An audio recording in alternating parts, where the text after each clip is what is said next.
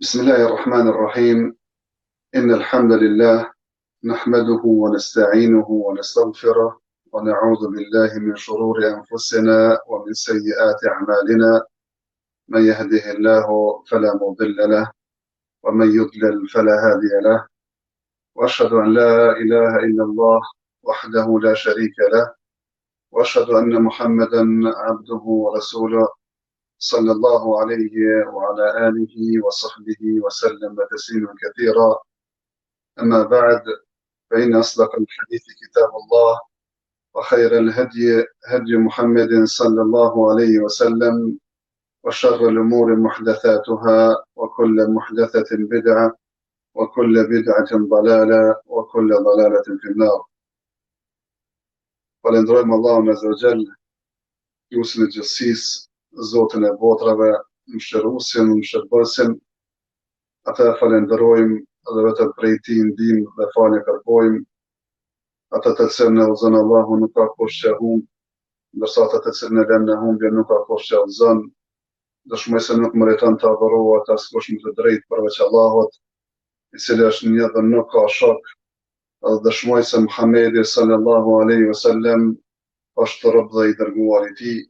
Paqja, mëshira, bekimet e Allahut azza wa jall qofshin mbi të, mbi familjen e tij të ndershme, mbi shokët e tij besnik dhe mbi gjithë ata të cilët e përcjellin rrugën e tij deri në ditën e gjykimit. Nuk ka dyshim se fjala më e mirë është fjala e Allahut azza wa jall, ndërsa udhëzimi më i mirë është udhëzimi i pejgamberit ton Muhammedit sallallahu alaihi wasallam. E vepra më e keqe dhe më e shëmtuar është ajo shpifura në fe, ka se çdo shpifje është bidat, çdo bidat çon në humbje, e çdo humbje çon në zjarr të xhenemit. Me lejen e Allahut azza wa jall, ashtu siç është paralajmëruar, ligjërata do të jetë në lidhje me një çështje shumë e rëndësishme që ka të bëjë me agjërimin. Mirë po, nuk është ndoshta e tepërt edhe një herë me tregu në pika të shkurta madhrinë e vetë Ramazanit dhe agjërimit, se Allahu azza wa jall këtë muaj e ka veçuar dhe ka bërë obligim agjërimin e këtij muaji, e që agjërimi i këtij muaji është prej vetë 5 kushteve të Islamit mbi të cilat është ndërtuar feja islame, dhe ndoshta kjo mjafton me ditë se sa është e rëndësishëm Ramazani dhe agjërimi, nga se feja jonë është ndërtuar mbi 5 shtylla dhe njëra prej atyre shtyllave është agjërimi dhe Ramazani. Duke mos harruar edhe anën tjetër se ky Ramazan dhe ky agjërim, këtë madhri Allahu azza wa jall ja ka dhënë dhe këtë madhështi, për shkak të Kuranit famuljar, të Kuranit fisnik, e që këto dyja, agjërimi dhe Kurani, janë dy gjërat që bëjnë edhe shefat nesër në ditën e gjykimit te Allahu azza wa jall për personin që ka lexuar Kuranin apo e ka xhiruar Ramazanin. Mirë po, çështja jonë me lejen e Allahut azza wa jall në temën e sotit do të jetë pak më ndryshe, duke munduar të fokusohemi në një lidhshmëri shumë të ngushtë që e ka adhurimi i agjërimit me çështjet e besimit.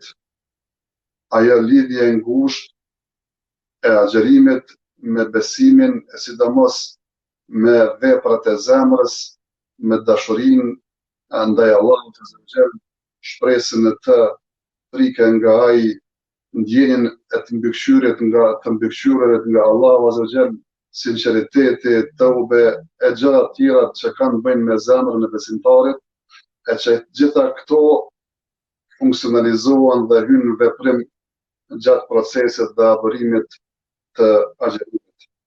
Me lejen e Allahut azza wa jall do të mundohem të fokusohem në disa pika që t'i vëmë në pa, të qesim në pa dhe në shesh këtë lidhje të ngushtë që ka adhurimi i agjërimit me çështjen e besimit në formë më të veçantë me veprat e zemrës, domethënë që quhen amal kulub. Ndoshta e para e tyneve e këtyre çështjeve është njeriu të ketë në konsiderat se agjërimi është një mirësi që Allahu azza wa jall ka dhënë, e veçon dhe ja dhuron atë mirësi atij. Dhe vetëm ndjenja me përkujtu se agjerimi dhe Ramazani është mirësi, mjaftoni me e ditë se sa i privilegjuar është besimtari kur Allahu Azza wa Jall e nderon me prit apo me agjerue muajin e Ramazanit. Nga se realisht njeriu vëllezër të nderuar në këtë dynja ecë mes dy gjërave. Mes asaj duke pa mirësitë e Allahut Azza wa Jall, duke pa tmetat e veta, e gabimet dhe mëkatet e veta.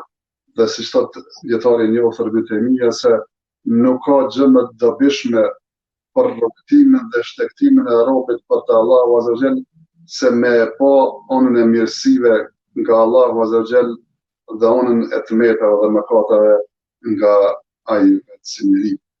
E për të Allahu Azza wa Jall thot kur i përshkruan disa besimtarë, ndoshta në fillim të Islamit të tyre, thot yamunnuna alayka an aslamu qul la tamunnu alayya islamakum bal illahu yamunnu alaykum an hadakum lil-iman in kuntum sadiqin. Ta përmendin ty se janë bërë musliman, sikur thjesht kanë bërë një të mirë ty se ata janë bërë musliman. Allahu Azza wa Jall pi tregon se la tamunnu alayya islamakum. Mos ja shfaqni, mos ja përmendni pejgamberit sallallahu alaihi wasallam pranimin e fesë Islamin nga ona juaj. Mirë po kujtoni mirësinë e Allahut Azza wa Jall që juaj ka deshur dhe ju ka udhëzuar, nëse jeni të sinqert. Thjesht njeriu ka ndjenjën që duhet me pas se një e mirë që i vjen në këtë botë me ditë ka të burim nga është origjina, nga po i vjen ai e mirë dhe të jetë falendërues dhe të e din se ai në atë çështje nuk ka dorë.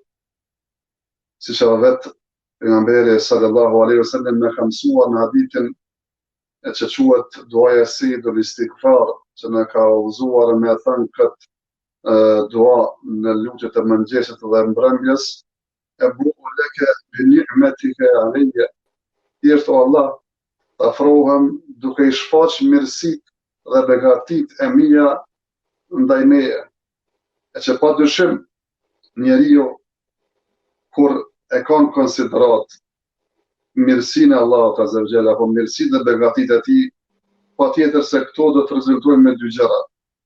Do të rezultojnë me lidhje dhe dashuri me atë burimin e atyre mirësive dhe me përmendjen e shumë të atij që të ka bërë mirë dhe të ka dhënë ato begati. Nëse njeriu i numëron mirësitë, i numëron begatitë, e që njëra prej tyre është edhe vetë agjerimi dhe Ramazani, pa dyshim se zemra e tij do të jetë për atë, domethënë burimin e mirësive dhe begative, dhe jo vetëm që do të lidhet, po do të dhënë atë dhe do të përmend sa më shpesh. E siç thash, në rastin konkret, në çështjen e Ramazanit, njeriu ka shumë mirësi që ka mundësi me reflektu dhe me mësu prej tyre. Ndoshta njëra prej tyreve që është kryesore, domethënë mirësia se Allahu Azza wa Jalla na ka mundësuar me prit këtë Ramazan. Sa njeriu ka qenë me neve vitin e kaluar, e nuk ka mujtë me prit Ramazan e këtij vitit. Allahu Azza wa Jalla të ka dhënë jetë, dhe të ka dhënë shëndet që të apritsh këtë Ramazan. E shumë prej selefëve, kur vjen te Ramazani, i thonin familjeve të tyre, një prej tyre ka pasur Sulejman Tejmi, i përgëzonte marrjen e Ramazanit dhe i thonte se të agjerojmë këtë muaj, se një Zot e din, a ka mundësi, po a ke mundësi që të apresim këtë Ramazan në vitin e ardhshëm. Thjesht kanë qenë njerëz shumë me neve, qoftë edhe familjarët tonë, mirë po nuk e kanë pas të caktuar të emrin këtë muaj të vitit të sotshëm. Mirë po ka edhe prej tyre që ndoshta e kanë pritur, e që kjo është mirësi e dytë, e që ndoshta edhe kanë vullnet me agjeru, mirë po nga pamundësia fizike, nga smundja, nuk mundën të agjerojnë, e unë dhe ti, dhe të shumë tjerë si unë dhe ti, se Allahu Azza wa Jalla ju ka dhënë jetë dhe kanë prit këtë Ramazan, ju ka dhënë shëndet dhe presin dhe kanë mundësie, domethënë të agjerojnë, duke shtuar kësaj edhe mirësinë e tretë, se sa njeri e pret, e është i shëndetshëm, e nuk agjeron, e ti dhe unë dhe ata tjerë që të jemi kemi bindur urdhët e Allahut Azza wa Jall dhe agjerojmë, padyshim është një mirësi që Allahu Azza wa Jall na ka udhëzuar të jemi të tillë të përkullur ndaj Allahut Azza wa Jall dhe të zbatojmë urdhët e tij, duke ashtuar edhe kësaj vëllezër të nderuar se përveç që na ka bërë të apresëm, na ka dhënë shëndet, na ka veçuar duke na udhëzuar të agjerojmë këtë muaj, na ka dhënë mundësi tjera dhe begatije, mirësi tjera, na ka dhënë, domethënë, furnizim të mjaftueshëm, na ka dhënë shpërblim dhe ka premtuar shpërblim për agjeruesin, na ka ndihmuar duke na i prangosur djajt dhe të na lehtësoj këtë agjerim. E në kulmin e gjitha këtyre mirësive, po dyshim është vetë udhëzimi që jemi musliman, njohim Allahun Azza wa Jall, njohim kryusin ton, i bindem atij dhe nuk rebelohemi ndaj tij. Ibn Qayyim rahmetullahi alayh kur ka folur se çka është obligimi që kemi ndaj Allahut Azza wa Jall, karshi ibadeteve, i ka cek disa gjëra, i ka cek sinqeritetin, i ka cek pasimin e pejgamberit sallallahu alaihi wasallam, e ka cek domethënë që ndjenjen e tij që jemi të mbështyrë nga Allahu Azza wa Jall, prej tyre ka cek që njeriu e ka obligim ndaj Allahut Azza wa Jall në adhurimet e tij gjithmonë të ketë në konsiderat anën e mirësisë nga Allahu Azza wa Jall, e duke mos e harruar edhe anën e metave dhe mëkateve, e që kjo është pjesa e dytë, apo çështja e dytë që ka të bëjë me lidhjen e ngushtë mes agjerimit dhe mes çështjeve të besimit, që njeriu bën vepra të mira, po gjithmonë shoqërohet ajo vepër e mirë me një ndjenjë frikës, me një ndjenjë domethënë se ke të meta, ke mëkate, siç thotë Allah Azza wa Jall kur i përshkruan besimtarët e mirë, والذين يؤتون ما آتوا وقلوبهم وجلة. Dhe ata besimtarët e mirë sa t'i japin, po japin, mirë po zemrat e tyre janë të friksuara. E besimtari i drejtë se ka kuptuar drejt fen, bën vepra të mira dhe ka frikë për to, ndërsa ai që nuk ka kuptuar, domethënë fen drejt, ai vazhdon të mëkate, mirë po dhe vazhdon të shpreson se ndoshta i falën ato, e që nuk është një bashkim i drejtë dhe i sakt, nga se besimtari bën vepra të mira, mirë po gjithmonë e ka në konsiderat edhe të metat e tij, mëkatet e tij, e pikërisht në këtë ajetën që e cekëm, kur e ka dëgjuar Aisha radhiyallahu ta'ala anha këtë ajet nga pejgamberi sallallahu alaihi wasallam, e ka pyetur se mos është fjala për ata besimtarë që bëjnë mëkate, se të bëjnë immoralitet, se të vjedhin, edhe thot pejgamberi sallallahu alaihi wasallam, jo Aisha, nuk janë të tillët për të qëllim me këtë ajet, mirë po është fjala për ata që agjerojnë, e falen, e japin sadaka, mirë po kanë frikë që mos t'i pranohen nga Allahu Azza wa Jall. E kjo ndjenja e tmetave, kjo ndjenja e mangësive, kjo ndjenja e mëkateve, të njeriu patjetër reflekton me dy gjëra. Reflekton me atë anën e përuljes dhe nevojës të madhe që e ka njeriu për Allahun Azza wa Jall dhe tauben dhe pendimin që duhet me pasu me këto pas këto të metave të mëkateve. E para më të nderuar, duke e ditur njeriu se ka të meta mëkate, se është i varfër dhe shumë i nevojshëm për krijuesin e tij, për Allahun e mëshirshëm. Nëse njeriu e shikon anën e tij, të metat e tij, mëkatet e tij, mirë po në anën tjetër i shikon domethënë obligimin që e ka karshi Allahut Azza wa Jall, dhe çka duhet dhe çka meriton Allahu Azza wa Jall nga ana jonë. Thjesht anën tonë, mëkatet kryesën e bëjnë që njeriu mos e shëvet vetën e tij. Veprat që mendon se i bën, Karshim madhështisë Allahut Azza wa Jall e bën që të jeti për ulër dhe i drojtur dhe të ketë frikë dhe thjesht të jetë duar thot për Allahut Azza wa Jall.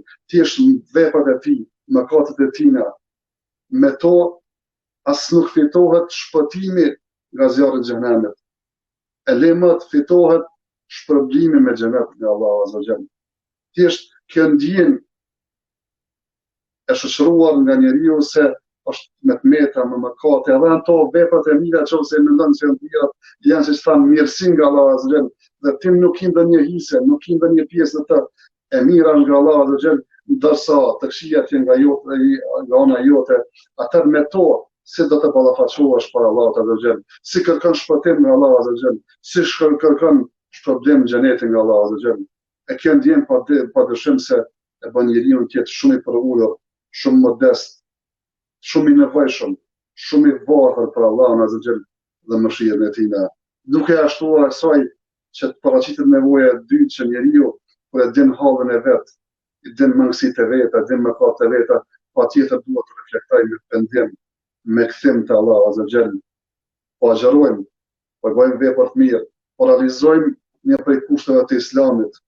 Mirë, po kush prej neve pretendon se bën një agjerim të mirëfillt, pa gabime, pa tmeta, pa lëshime, a nuk meriton edhe ky ibadet pendim dhe kthim te Allahu Azza wa Jall. Çështja tjetër vëllezër të nderuar që lidhet me agjerimin është se agjerimi është për Allahun Azza wa Jall dhe ta bëjmë atë vetëm për Allahun Azza wa Jall. Pejgamberi sallallahu alaihi wasallam në hadithin kutsi që transmeton nga Allahu Azza wa Jall thotë se kullu amal ibn Adam lahu illa as-sawm. Çdo vepër që e bën biri i Ademit është e tij përveç agjerimit, ai është për mua dhe unë shpërbej për të. Apo në hadithin tjetër thotë e lën ushqimin, e lën pirjen, i lën kontaktet intime për mua, për Allahun Azza wa Jall. E dietarët kur e kanë komentuar këtë se për mua çka është fjala, çka është qëllimi, kanë thënë se Allahu Azza wa Jall e ka veçuar agjerimin për mua, dhe ka thënë se është ibadet që ka të bëjë me mua, se është ibadet i veçantë, është ibadet i dashur shumë te Allahu Azza wa Jall, është ibadet që ndoshta është më parësor se shumë ibadete të tjera, por atë është i veçantë dhe pra ka quajtur se është për mua. Apo disa dietarë kanë thënë se fjala është se agjerimi është ekskluzivisht për Allahun Azza wa Jall, nga se njerëzit me disa forma të adhurimit ju kanë afruar edhe krijesave të tjera. Ka njeri që është falur për krijesa të tjera, ka njeri që është për ulur edhe krijesa të tjera, ka njeri që është lutur edhe krijesa të tjera, ka njeri që ka dhënë sadaka edhe për krijesa të tjera, ka njeri që ka bërë kurban edhe për krijesa të tjera. Mirë, po historikisht nuk dihet dikush që thotë më shajnë madhërimi për dikën tjetër, qoftë ai idhull, idol, unë po agjeroj. Është ibadet i veçantë që nuk i është bërë askujt prej krijesave, vetëm krijuesit fuqiplot Allahu Azza wa Jall. E për atë ka thënë Allahu Azza wa Jall, kjo është e imja.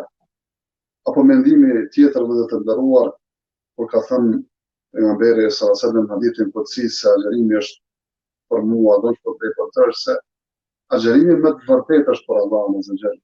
Nga se në të nuk ka hise askush prej krijesave të tjera.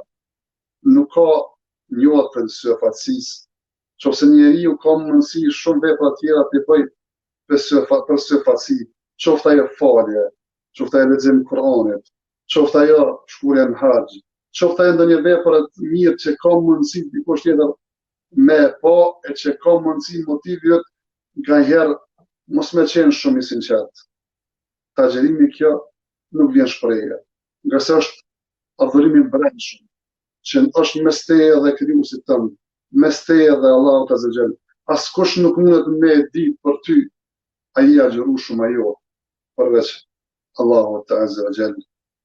Po thjesht s'ka njeri i cili gjatë muajit Ramazanit, gjatë një dite të agjerimit, që nuk vetëmohet vetëm ai dhe Allahu i tina, që ka mundësi mos të shohin krizat ti dhe të e prish. Mirë po edhe pse kam këtë mundësi, as nuk i shkon mendja me bën një gjë të tillë, nga se din për kënd po agjeron dhe din se atë të bë vetëm për Allahun azza wa jall dhe për askën tjetër.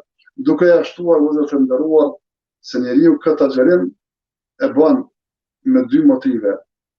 Motivi i parë e bën vetëm për Allahun azza wa jall, duke besuar fuqishëm në të, duke mbajtur premtimin që e ka dhënë Karshia Allahut azza wa jall, mirë po duke shpresuar në shpërblimin që Allahu azza wa jall ka përgatitur për agjeruesit, ashtu siç ka thënë pejgamberi sallallahu alaihi wasallam, "Men sama Ramadana imanan wa ihtisaban ghufira lahu ma taqaddama min dhanbi", ai që agjeron muajin e Ramazanit me besim në Allahun dhe duke shpresuar në shpërblimin e tij, do t'i falen mëkatet e kaluara. Çështje tjetër vëllezër të nderuar që ndërlidhet me pjesën e fundit të kësaj pike është që njeriu të ketë konsiderat vëllezër të nderuar shpërblimin që Allahu azza wa jall ka përgatitur për robët e tij agjerues. Allahu azza wa jall dhe pejgamberi sallallahu alaihi wasallam kanë premtuar se do të ketë shpërblime të shumta për agjeruesin. Nuk është tepërt nëse njeriu kohë pas kohe e freskon memorien e tina, ndërgjegjen e tina duke përkujtuar dhe shpërblime që Allahu azza wa jall ka përgatitur për agjeruesin. Për agjeruesin është një derë e veçantë në të cilën nuk hyn askush tjetër përveç agjeruesve. Pasi që të hyjë agjeruesit e derë mbyllet, derë e veçantë e quajtur Rayyan. Faljen mëkatet, siç e cekëm hadithën, "Ghufira lahu ma taqaddama min dhanbi", i falen mëkatet e kaluara. Domethënë, ka në hadithin tjetër pejgamberit sallallahu alaihi wasallam, se shlyese mëkateve prej Ramazanit në Ramazan. Agjerimi i Ramazanit është shlyesje mëkateve prej këtij Ramazanit, domethënë deri në Ramazan domethënë e kaluar. Ka thënë pejgamberi sallallahu alaihi wasallam, agjeroni për mbani agjerimit se nuk ka shëmbulltyr se agjerimi. Thjesht përkujtohet këto shpërblime që Allahu azza wa jall i ka përgatitur për agjeruesin, që të jetë më i bindur kur e kryen këtë punë, edhe nëse është ditë e gjatë, edhe nëse është vakt, edhe që është duke u punuar, që ka lodhje, ka ngarkesë, të jetë më i bindur se pse të e bë këtë punë, dhe thjesht të jetë një farë stimuluesi për të, se këtë punë e bën për një arsye të caktuar, për një shpërblim që Allahu azza wa jall ka përgatitur për agjeruesin. Mirë po, për jemi të shpërblimet që Allahu azza wa jall ka përgatitur për robët e tij besimtarë, për robët e tij të bindur në rastin konkret të agjeruesin, duhet me pas konsiderat apo besimtari i çastit të kësaj pune në dy mënyra. E para është i bindur se që ka premtuar Allahu azza wa jall e realizon. Çdo shpërblim që Allahu azza wa jall ka premtuar për çdo vepër të mirë, në rastin konkret edhe për agjeruesin, Allahu azza wa jall domethënë e përmbush premtimin, zotimin e tina dhe nuk ka njeriu as pikën më të vogël të dyshimit se nuk do ndodha e puna ashtu. Mirë po krahas saj që quhet shpresë, ja bashkon kësaj shpresë një frikë,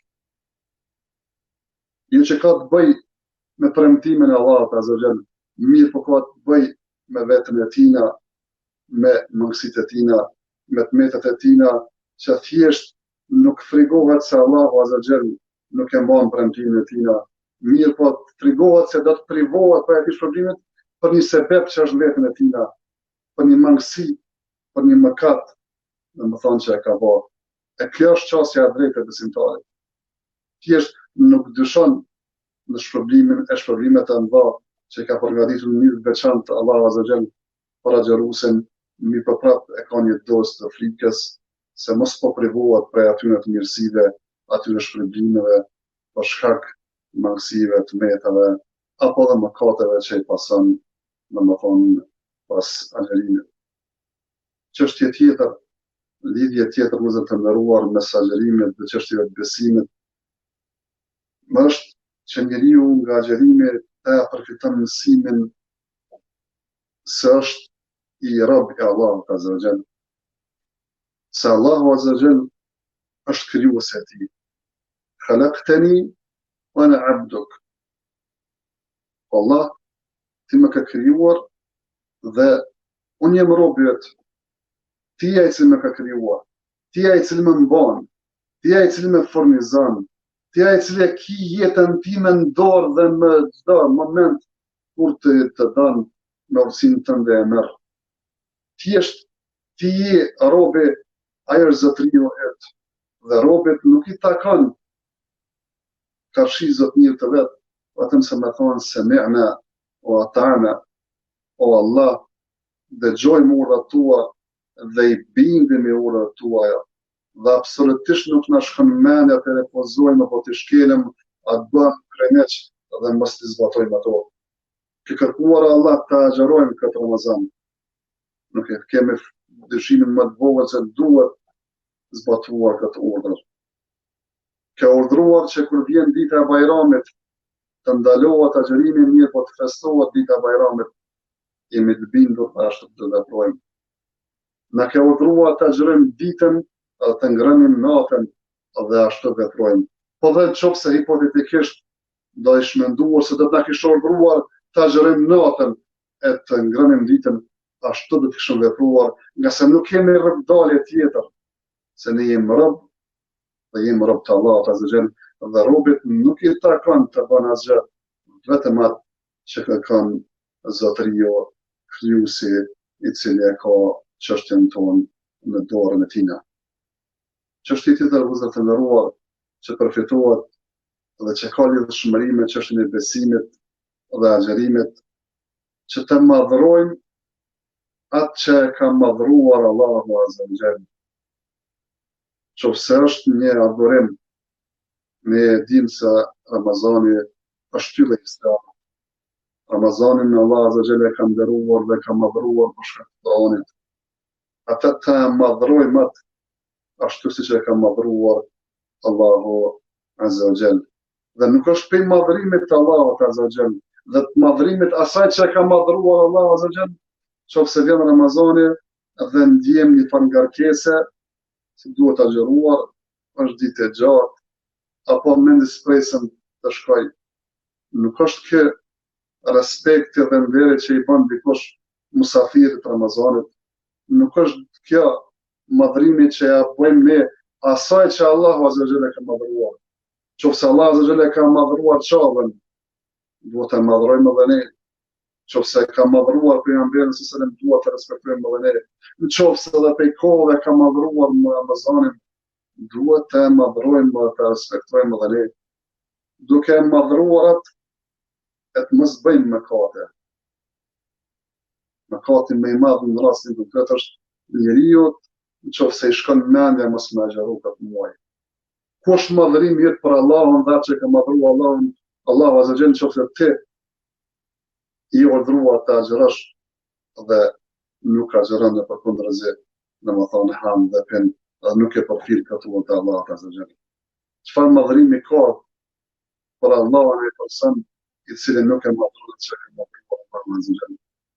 Duke ashtuar kësaj vëllezër të nderuar, që përveç që duhet larguar mëkateve në formë madhrimi ndaj Allahut dhe asaj që ka madhruar Allahu Azza wa Jall, të ruajmë domethënë gjymtyrët tona dhe të jemi sa më praktikues, sa më vepërmirë në këtë muaj të Ramazanit, duke shtuar edhe në tjetër që të largohemi kutisë, lagështisë, dëmbelisë, përtasërisë, se ka mundësi njeriu në fillim të Ramazanit ka një energji, ka një vullnet, ka një elan për vepra të mira dhe në kalimin e kohës, ajo sikur zbehet, dobësohet, edhe një farë forme mos po është edhe vetë atakim i madhrimit asaj që ka madhruar Allahu Azza wa Jall, duke e ditur se Ramazani është një lloj maratone, nuk është një ditë, nuk është një javë, po është një muaj. E sidomos në ditët e fundit të tij duhet të jetë përkushtim edhe më i madh, nga se në të është nata e Kadrit, që duhet të kërkojmë edhe më në ngulm, edhe më në përkushtim, edhe më në vullnet që të përfundojmë këtë maraton ashtu siç është më së miri. Çështja tjetër vëllezër të nderuar që ka të bëjë me agjërimin dhe besimin është që njeriu ta kërkon frutin e agjërimit. Agjerimi ka një fryt, agjerimi ka një rezultat. Ta kërkojmë atë. لعلكم تتقون يا أيها الذين آمنوا كتب عليكم الصيام كما كتب على الذين من قبلكم لعلكم تتقون. Po jo që keni besuar është bërë obligim agjerimi ashtu që është bërë obligim atyre para juaje, para jush la'allakum tattaqun, që të bëheni më të devotshëm. Agjerimin më i lehtë, siç thotë një pejgamber, këtë është më agjeruar nga ushqimi dhe nga pira dhe nga marrëdhëniet intime. Këtë e mundën me bëj shumë njerëz. Mirë po agjerim, i cili përveç onës fizike, nga ushqimi, nga pira dhe marrëdhëniet intime, të agjerosh, të ruash gjuhën tënde, veshin tënd, syrin tënd dhe çdo gjymtyrë tënde që të arrish fisnikërinë, devotshmërinë që është frut dhe qëllim i agjerimit, nga se realisht nëse këto gjëra nuk i bën. Men lem yada' qawla zuri wal 'amala bihi wal jahl falaysa lillahi hajatun an yada'a ta'ama wa sharaba. Ai që nuk e lën fjalën e keqe, veprën e keqe, ignorancën, Allahu azza jall nuk ka nevojë çaj të abstenoj nga ushqimi dhe pija. Thjesht te Allah azza jall nuk mrin këto. Te Allah azza jall ta mrin devotshmëria që është si frut dhe rezultat. Siç thotë për kurbanin, la yanal Allah dima'uha wala luhumuha walakin yanalu taqwa minkum. Te Allah azza jall as mishi as gjaku i kurbanit që më shku. Devotshmëria juaj ku mund te Allah azza jall. Edhe për agjerim, Allah azza jall nuk ka nevojë për neve të rrimë të rritur apo të endur, po ka nevojë që pas kësaj të shprehet një devotshmëri e që të Allah ngrihet ajo devotshmëria të pranohet edhe ne të jemi përfitues e saj. Çështja tjetër vëllezër të nderuar që ka të bëjë mes agjerimit dhe çështjeve të besimit është një çështje shumë e rëndësishme që është edhe për bazave të besimit të ehlusunetit, se ehlusuneti beson se imani është i përbën për 3 komponenteve, asaj besimit me zemër, shqiptimit me gjuhë dhe të veprimit me gjymtyr, duke ashtuar edhe kësaj se besojnë se ky iman edhe rritet dhe zvogëlohet edhe forcohet edhe tërpsohet. E ky parim i ehlusunetit që ka mundësi dikush me mendu se është vetëm teorik, në Ramazan përfaqet në mënyrë praktike edhe çdo njeri prej neve e ndjen dhe e sheh se nuk është ai i cili ka qenë jashtë Ramazan, ai i cili është Ramazan. Agjerimi, falja, leximi i Kuranit, dhikri, sadakaja, etikafi, umrja që fatkeqësisht këtë vetë nuk ka mund askush të me bë. Thjesht mirë po këto zakonisht në Ramazan bëhen dhe shtohen dhe shpeshtohen, bën me bind dhe më tepër me besimin e ehlusunetit që është i vërtetë dhe është vazhdimësia e asaj që ka qenë pejgamberi sallallahu alajhi wasallam me shokët e tij, se imani rritet dhe dobësohet. Këtë e vrim më së lehti në Ramazan, sa kem vullnet me bë vepra të mira. Sa vepra të mira i bëjmë në Ramazan që ndoshta jashtë Ramazanit nuk i bëjmë, se imani në Ramazan është tjetër prej atij imanit jashtë Ramazanit. Vepër tjetër vëllezër të nderuar, që ndoshta me këtë edhe e përmbylli, është se njeriu ketë kujdes edhe të ruan agjerimin e tina që mos të privohet në fund nga shpërbimi pavarësisht domethënë punës dhe angazhimit që ka bërë. Nga se agjerimi dhe çdo vepër e mirë është një lloj kapitali që njeriu ka nevojë me rujt atë. Edhe rujtja e këtij kapitalit, të kësaj vepre të mirë, është me dy gjëra, që njeriu të mundohet të vazhdoj me këto vepra të mira edhe pas kalimit të muajit Ramazanit, dhe e dyta mos të kthehet mëkateve që kanë mundësi, mëkatet e mëvonshme, me shkatëruar veprat e mira të mëparshme, e që kjo është edhe në përbesimet e ehlusunetit, që njeriu mundohet prej agjerimit të fisnikërohet, të del me devotshëm, dhe të mundohet të vazhdon me vepra të mira nëse janë të vogla. Ahabbu al-a'mali ila Allah adwamuha wa in qall. Veprat më të dashura te Allahu azza janë ato, domethënë që janë të vogla, mi pa të vazhdueshme te Allahu azza jall. Të vazhdueshme nëse janë të vogla. Mirë po, edhe këtë kujdes, mos të ktheja të rrëtinjës së mëkateve të para Ramazanit, e që me to ka mundësia të shkatroj veprën e mirë që ka bërë në Ramazan, duke lutur Allah në zëgjel, pasi që jemi në 10 ditëshin e fundit, në 10 ditëshin ku gjindet të nata e kadrit, e cila është me mirë se nimi muaj, që të në bën prej atyre që ja qëllojmë kësaj nate, dhe në gjenë kjo natë duke bërë adhurim, duke falur, duke lexuar Kur'an, duke bërë lutje dhe gjithë të veprat tona të mira të pranohen te Allahu Azza Jall, dhe përfundimi i këtij muaji të jetë përfundimi më i mirë i jetës tonë. Wa akhiru da'wana alhamdulillahi rabbil alamin wa sallallahu wa sallam ala nabiyyina Muhammad